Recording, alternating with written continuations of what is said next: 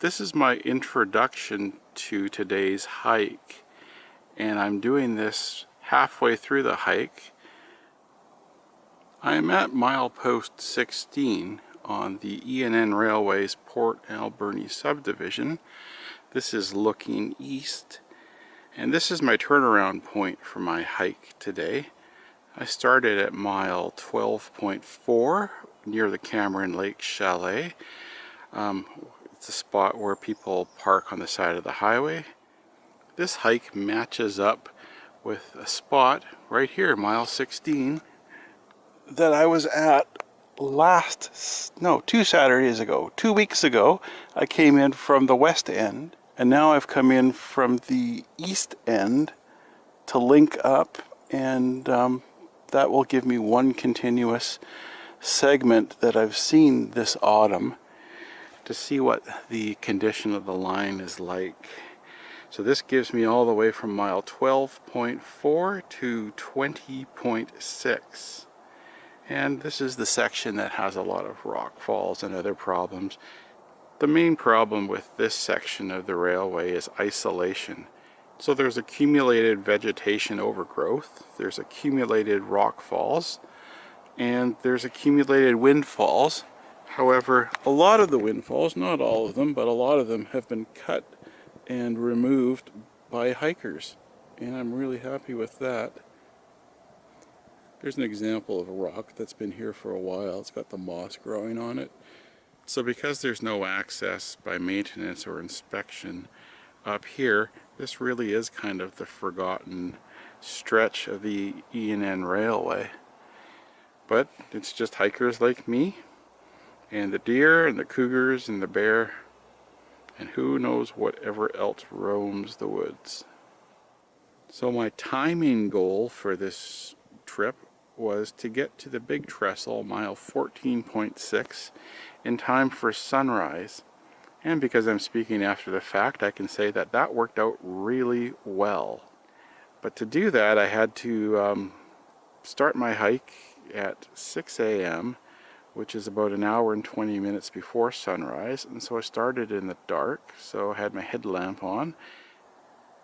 Okay, so I think that's enough of an introduction. It is October 3rd, 2020. I'm going from mile 12.4 to mile 16 and then return.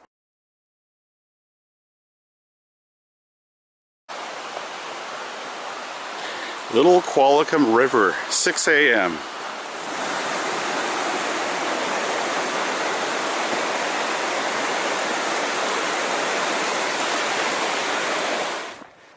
This is the south switch, the only remaining switch on the Cameron Lake siding. Mile 13, site of the Cameron Lake water tower. There's a concrete form on the right, concrete form on the left. They're holding up rails.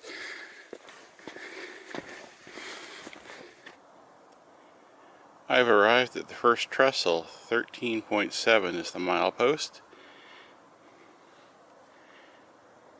There's the moon and Mars below it.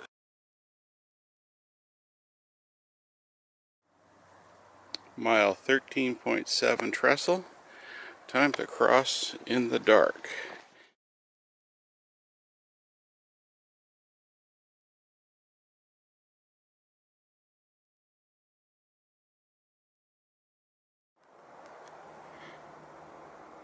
Looking back, mile 13.7, looking back eastward, and turning to the west, and that's mile 13.8 trestle, very short one, and then a quick walk to the mile 14 trestle. Mile 14 trestle with a nice moon. Mars is hiding behind the tree at the moment.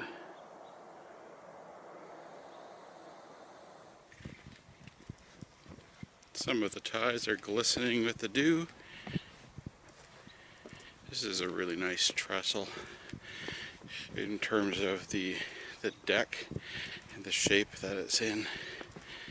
Nice, good, solid ties.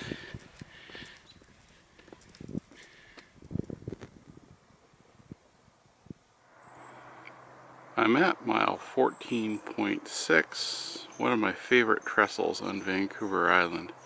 It's good to see it again. This is my 4th time being here, 2nd time in the autumn, and I've been here twice in spring.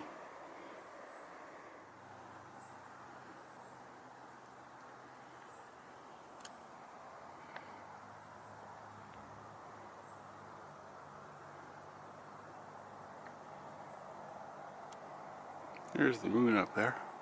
Mars has disappeared already. I think that each of the 4 times now that I've been here, I've enjoyed this exact same composition spot. Just found it really, really pleasing. I like the angle, I like the lake behind. And we've got a moon. Now I'm going to go down to the far end and look back, and I get a sunrise. So when I'm walking down these kinds of old trestles with poor decks, I walk above the stringer, and the stringer is this beam right here that runs parallel, and it's a thick beam, pretty darn thick, and if I was walking just down the middle, I'd have nothing below me. So that's why I prefer to walk on the sides on these poor trestles.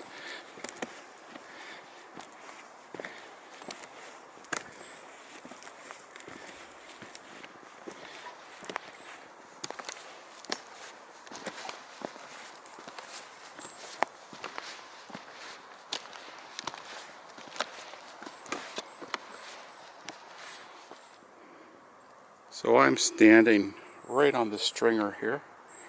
Just show you. That's how thick the stringer is. Look at the other side. That's why I walk on it. The lighting is nice now. Wow.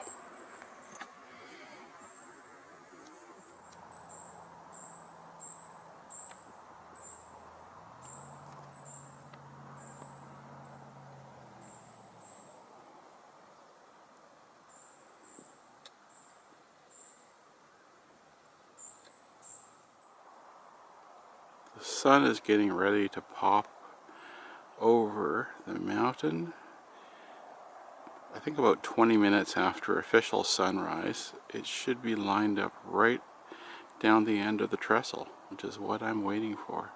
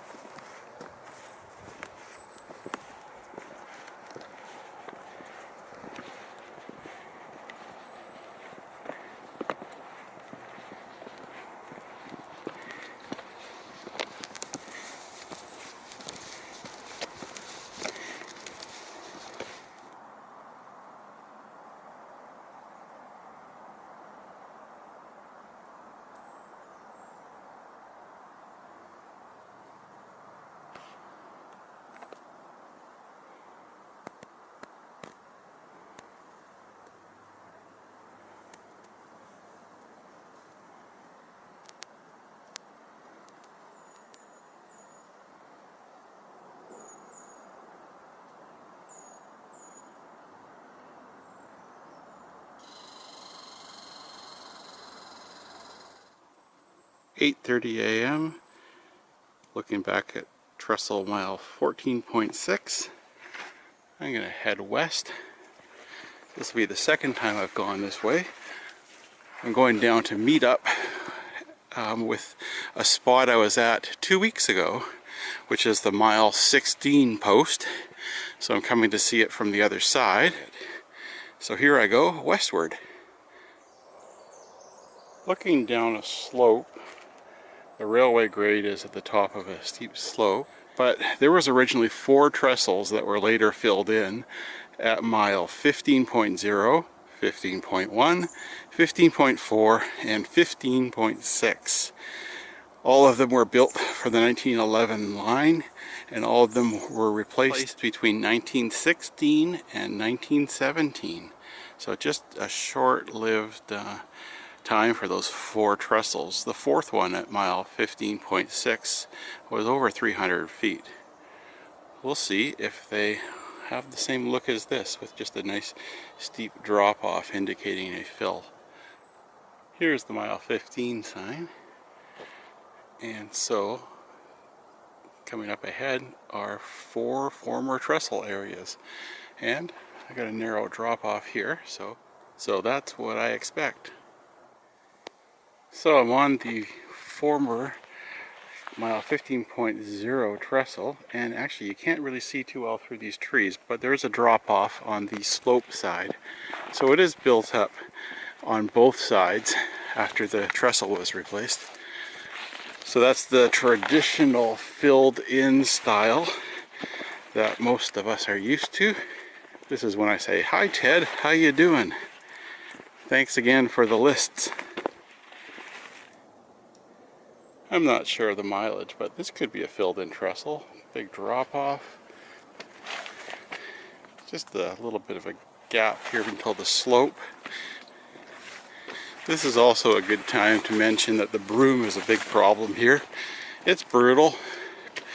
Brutal all the way from like mile 13.8, and it'll be brutal all the way to mile 19. 6 years ago, this line was clear. It was clear because a volunteer group, the E&N Track Gang, kept it clear and kept it as train ready as possible. Right down the middle. Oh wow, that guy is tall. It's like 9 feet tall, something like that, 10 feet tall. Right down the middle. We call that, I think, the Bruce broom. It's a special Scottish variety.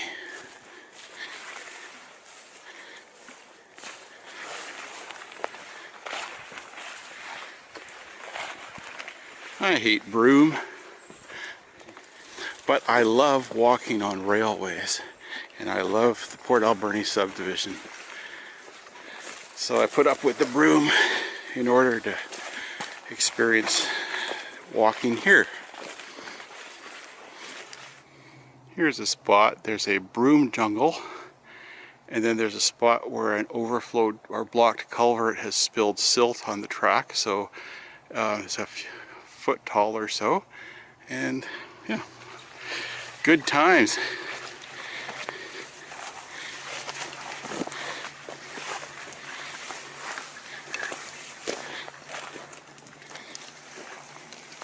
There's the silt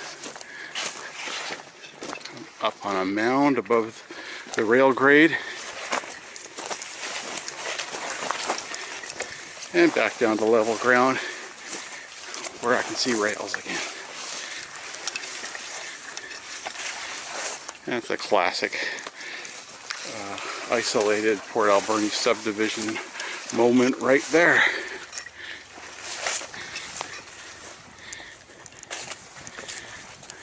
Oh, this looks like it's totally barren right now.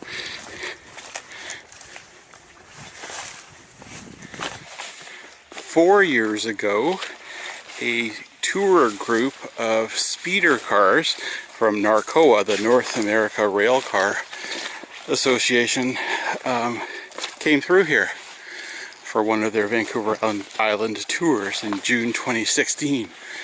They wouldn't be able to do it now with all this overgrowth. Here's a nice obstacle, Just a bit of gymnastics to figure out over and under.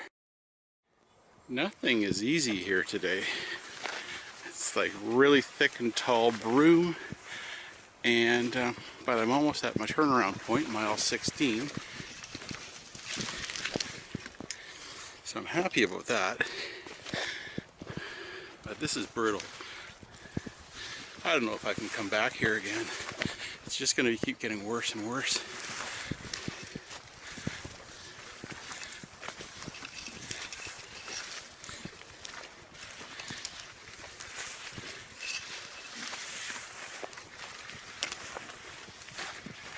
This really is brutal.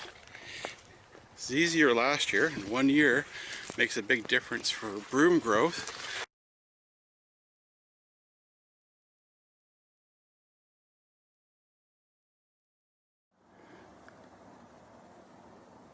This is my turnaround point, mile 16. My SVI rail link water bottle. I brought SVI rail link to the Port Alberni subdivision.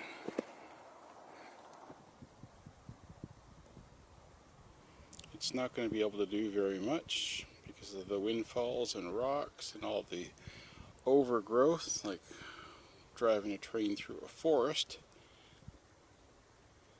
But the presence is here at mile 16.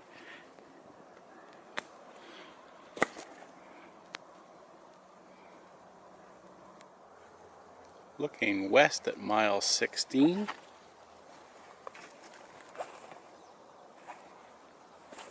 And looking east. I'm heading back. I finished my turnaround break, had a nice refreshing time sitting on a log, and now heading back east. I get to, well, what I'm looking forward to is the mile 14.6 trestle. I really like that one. Between now and then, I know I'm going to get some awful broom. I made it through this way, so I know I can make it back, but I know it's not going to be fun. So I just have to do it.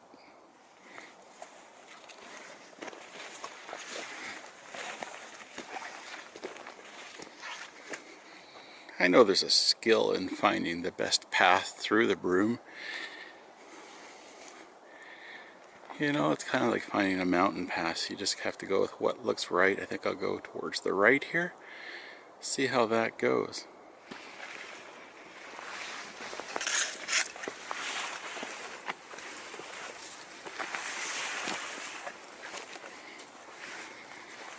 And then sometimes there is no path. So if I was a railway builder and this was a mountain range, I'd be tunneling.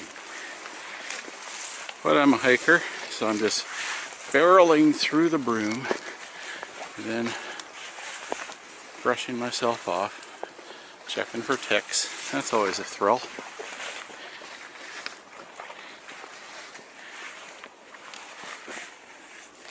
Oh yeah. This is beautiful. Right through here. Here we go. Just go quick. It's kind of like pulling the tooth, I guess. You just do it quick.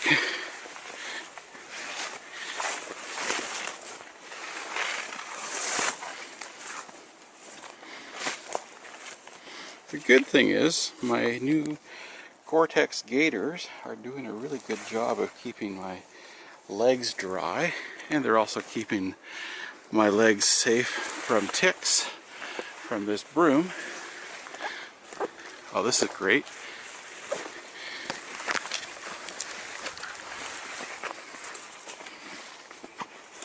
You'd think that all I do is complain.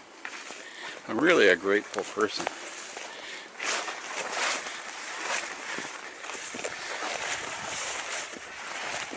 I just don't have much to be grateful for regarding the broom, but I am thankful that I accomplished my goal for today, and in a little bit I get to enjoy one of my favorite trestles again.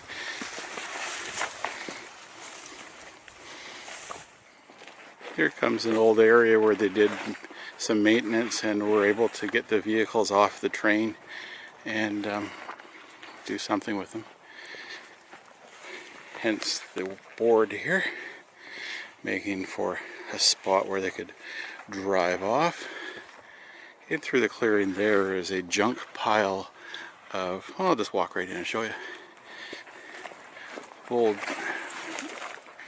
Old something.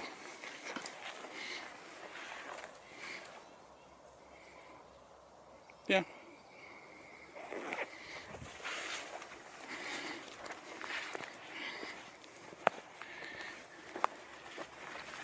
And if anyone needs any lubricants,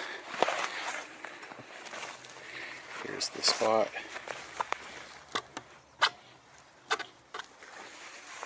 Feels like there's something in there. I don't know if there's just water. Oh yeah, this guy again. This is the crouch and crawl thing.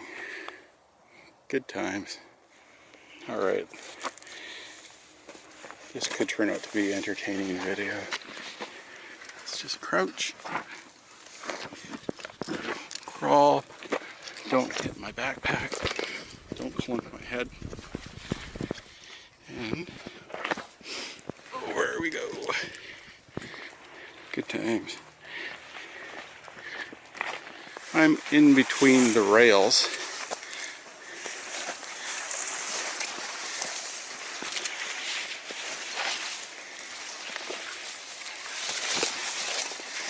Really, you can see remnants of the ties, but it's really just one sort of old rotted wood and dirt combination where the ties were, still are, just returning to the earth. Oh yeah, more broom.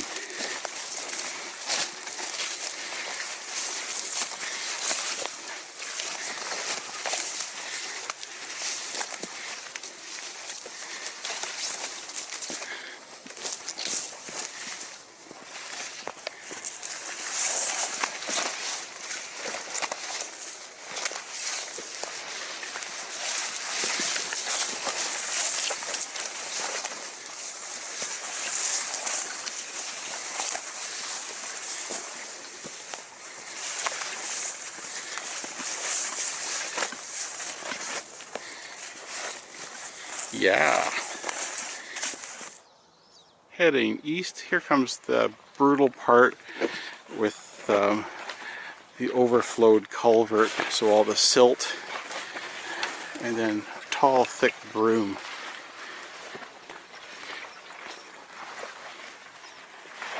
I'm holding the camera about this same height as my face.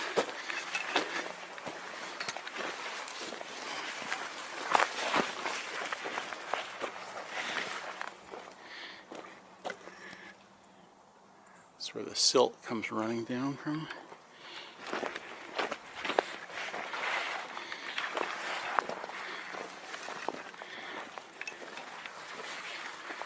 Oh yeah. Nice and tall.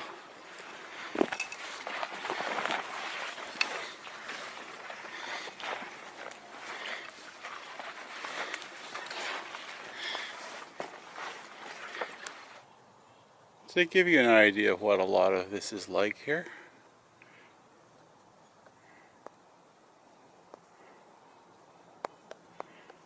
Just a nice, lovely rock face right here with arbutus trees on top. It's really lovely. I got a bit of built up grade beside me here, and then it drops off. So it's a lot of this, so I thought I would just come closer a little bit. Yeah, then it just drops right down.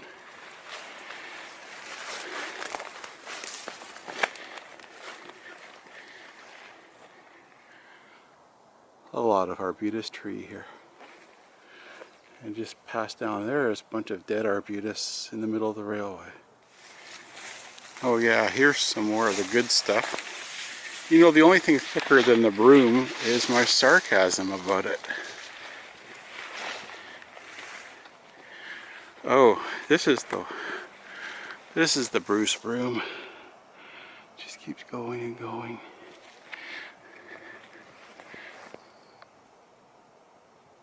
Way up there. Okay, you know what? Yeah, maybe about 7 or 8 feet tall. First I thought it was 9 or 10 feet tall. When I'm frustrated, I exaggerate.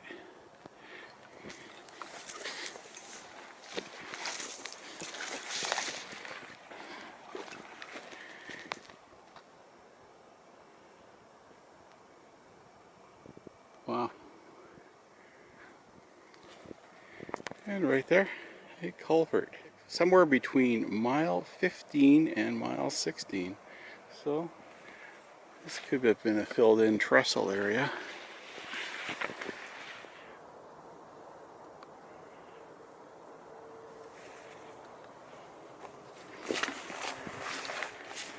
This rock has got to have been a nice landmark for when they were running trains.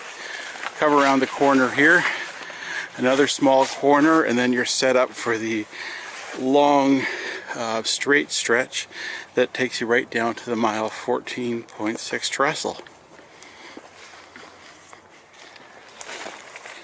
Heading east, I'm coming up to the mile 15 marker,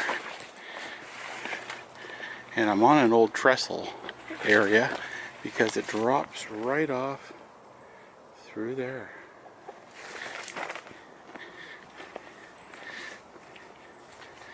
I don't know if there's a retaining wall there or just enough fill. It's just enough fill on the slope.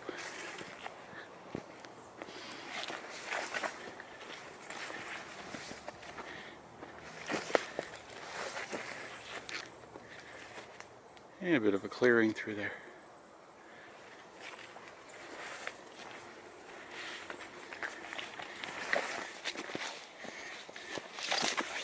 Mile 15.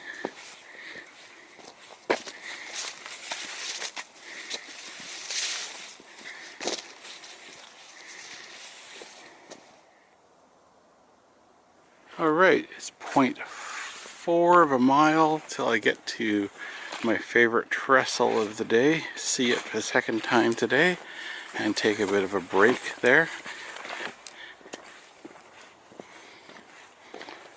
In the meantime, a bit of a nice straight stretch that isn't horrible with broom.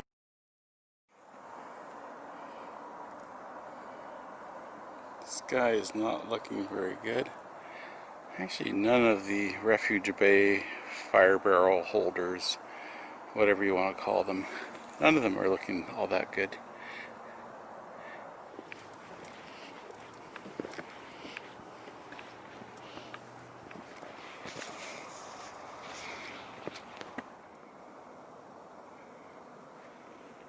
Just running SVI rail link across the Cameron Lake trestle.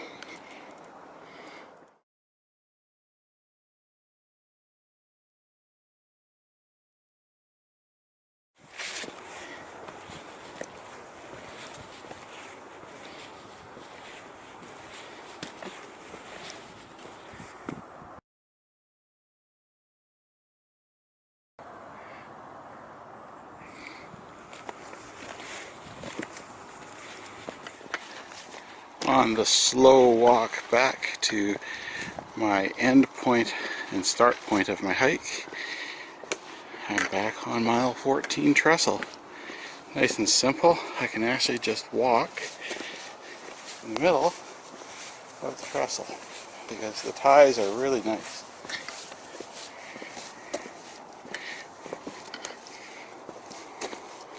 This is one of the nicest trestles on the port sub. It's always fun walking this. Mile 13.8 and then 13.7. I'm going to go on the outside so I'm on the stringers.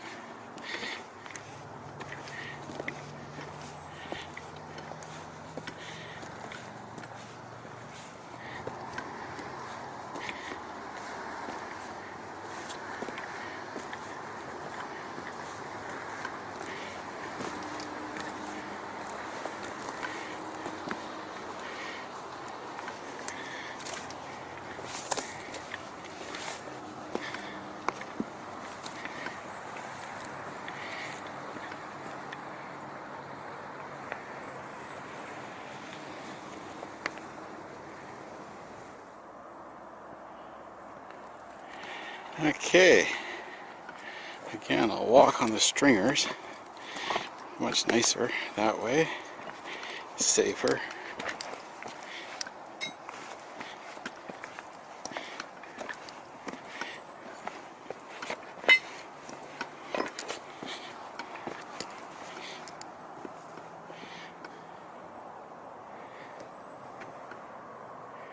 Wow.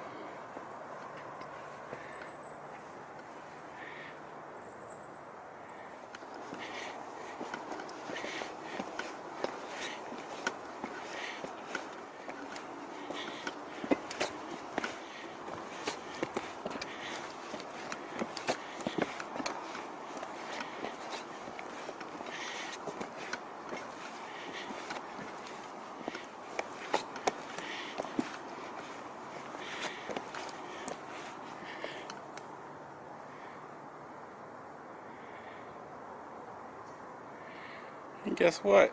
Refuge base down.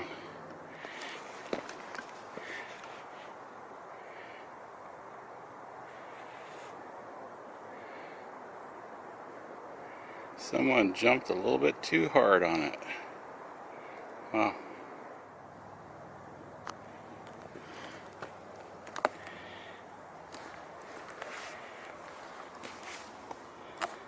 This is 1, 2, and 3 long ties have snapped.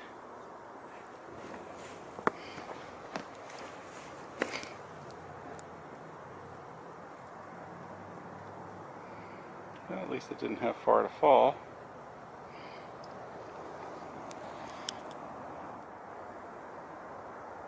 Okay, bye-bye trestle 13.7 and mile 13.8 trestle behind it. I'll see you next spring, I suppose.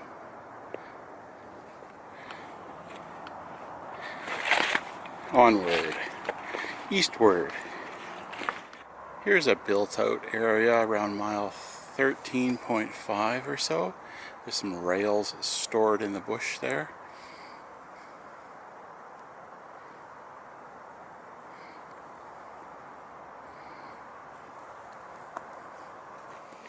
You can see down there the stumps of the small trees that were cut back maybe 6 to 10 years ago. And there was a view here, and then those trees grew up, filled in, and the view is gone. About mile 13.5. There's a bunch of plates and then a few other piles of metal.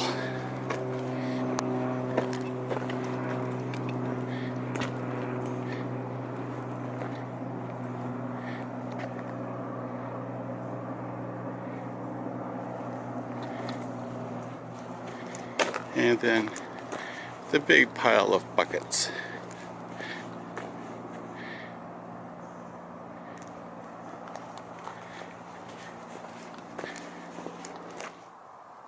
Here's the site of Cameron Lake Water Tower. Right in front of me, concrete foundation. It's now being used to hold rails, and there's the other concrete foundation.